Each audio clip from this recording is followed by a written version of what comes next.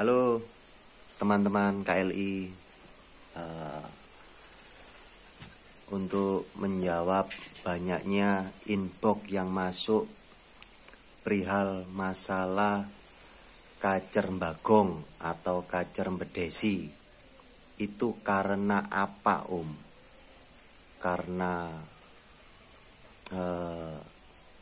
birahi tinggi atau emosi atau bagaimana, bla bla bla bla, banyaklah, dengan banyak versi pertanyaan yang tidak mungkin saya jawab satu persatu di inbox.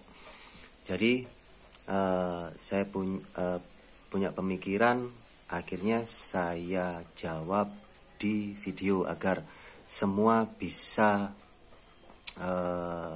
terjawab. Jadi seperti itu. Jadi gini, pengertian kacer bagong itu bukan karena kacer itu takut dengan burung kacer lain. Nah, dalam ilmu pengetahuan saya tentang kacer, kacer yang bagong itu adalah kacer yang sifat agresifnya muncul. Jadi sebenarnya kacer bagong itu adalah kacer-kacer yang over emosi gara-gara over birahi.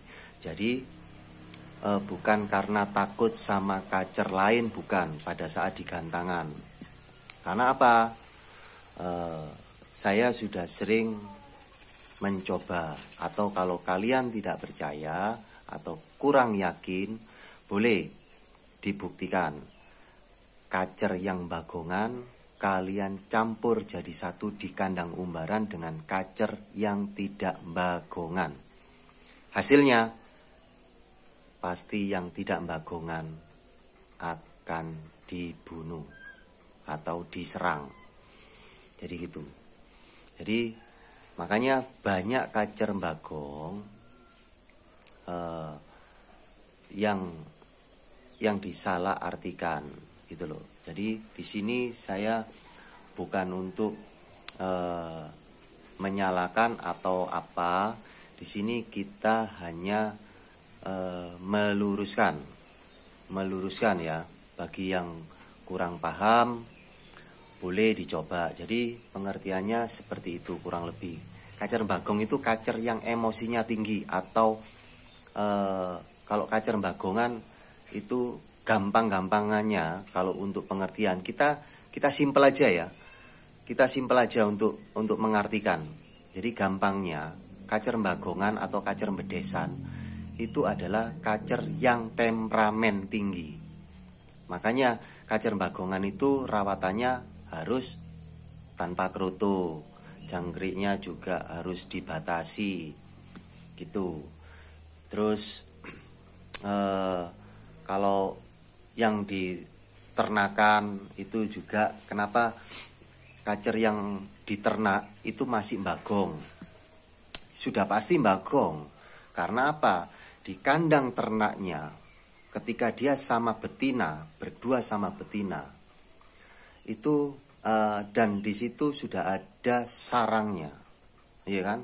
Ada istilah kalau orang Jawa bilang susuan, gitu, susuannya. Nah, berarti di kandang itu sudah menjadi, atau di daerah situ sudah menjadi daerah teritorialnya. Ketika kacer ini dengar suara kacer lain, dia akan bereaksi dengan memberi peringatan itu tadi, dengan cara bagong atau bedes. Jadi burung bagong atau bedes itu bukan burung yang takut akan burung lain atau takut akan suara burung lain. Tapi burung yang bagong atau kacer bagong itu adalah reaksi agresifnya untuk peringatan pada burung lain yang ada di daerah sekitar teritorialnya. Jadi seperti itu. Makanya kalau kalian punya yang namanya kacer bagong,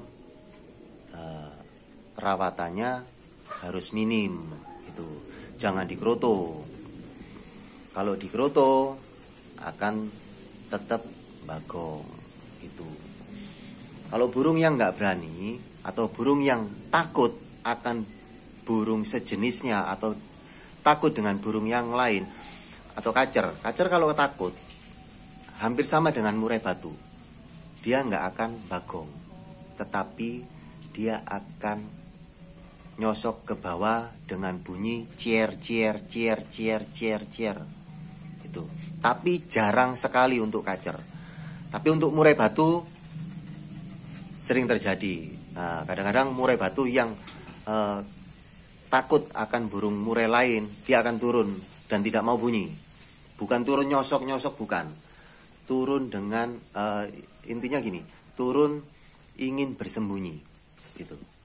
Sama dengan wame. Wame kalau udah nguncir, dia pasti turun di bawah dan nggak mau naik lagi. Pengertiannya seperti itu. Jadi intinya kacer bagong itu adalah kacer yang emosinya tinggi gitu. Makanya ada kacer yang bagong di dalam kerodong. Setelah ketika dia tidak melihat, hanya dengar suara, dia bagong. Tapi ketika dia lihat lawannya, dia enggak. Ada yang gitu, ada yang bagong terus, macam-macam. Makanya yang perlu kalian pahami adalah gini. Kacer itu burung yang punya satu masalah, tapi banyak cara untuk kita benahi. Jadi ketika kalian tanya, om atau siapa atau mas atau siapa, burungku bagong, burungku bagongan atau bedesan, perawatannya harus seperti apa? Banyak caranya gitu loh. Ada cara A, B, C, D, E, F, G, dan seterusnya. Karena disitulah sifat kacer yang sesungguhnya. Kalau saya bilang, burung sejuta misteri. Jadi misterinya apa? Ya misterinya karena masalah kacer itu tidak pernah paten ilmunya. Ilmunya selalu berkembang. Ilmunya selalu dengan banyak cara-cara. Jadi yang saya tekankan, tidak ada perawat yang pintar termasuk saya. Kita sama-sama belajar, kita sama-sama harus berpikir untuk merawat kacer menjadi yang lebih baik. Assalamualaikum, salam sejahtera. Tetap jaga kesehatan, tetap jangan sering-sering di keramaian karena Indonesia masih dalam kondisi siaga 1. Semoga hal ini bermanfaat dan disikapi secara positif antara kacermania. Dan di KLI saya tidak menyarankan adanya perdebatan karena perdebatan lewat tulisan akan membodohkan. Mendingan telepon. Oke? Dadah.